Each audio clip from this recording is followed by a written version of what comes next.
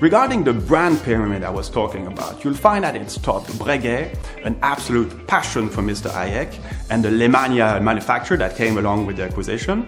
Blancpain, also with its manufacturing arm, formerly known as Frédéric Piguet. Harry Winston, both jewelry and the watches, it's a rather recent acquisition. Jacques Hédreau and its métier d'art expertise. Glashütte Original, the German brand from the Dresden region. Léon Atto, and of course one of the huge players of the industry, Omega.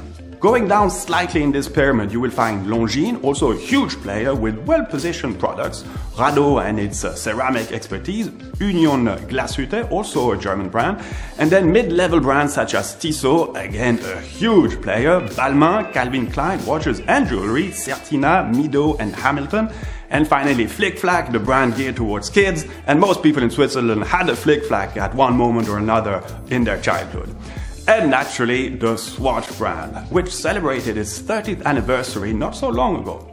So we could go further in the details in the history of each acquisition and the incredible development of some of them, but this gives you a general idea of the full spread of the brands belonging to the group, and hopefully we'll have time to produce videos giving you an insight in the history of each brand, but not only for the Swatch Group. So you see, the Swatch Group is really a powerhouse, and I find it amusing that when the group decided to really pull the industry upwards in terms of clearly positioning it in the luxury industry segment, well, they renamed it in 1998 what was known as the SMH Group to the Swatch Group. Well, I'm sure that some communication consultant would have found a much more luxurious name, but Mr. Hayek paid tribute to the origin of all this by naming it the Swatch Group. So yet another quite bold move by Mr. Hayek. Mr. Hayek unfortunately passed away in 2010 at the age of 82, and he was firmly and passionately at the helm of his group until his very last day.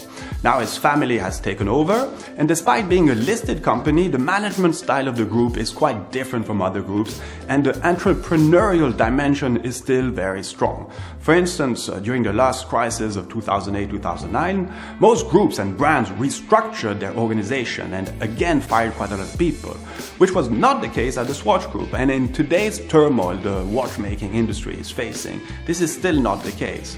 No one there wants to relive the trauma of the 70s crisis, where big chunks of know-how was simply lost and took years to rebuild. Another example of this entrepreneurial dimension, I quickly talked about it before, but I think it took a lot of courage to come up with the Swatch System 51 introduced in 2013.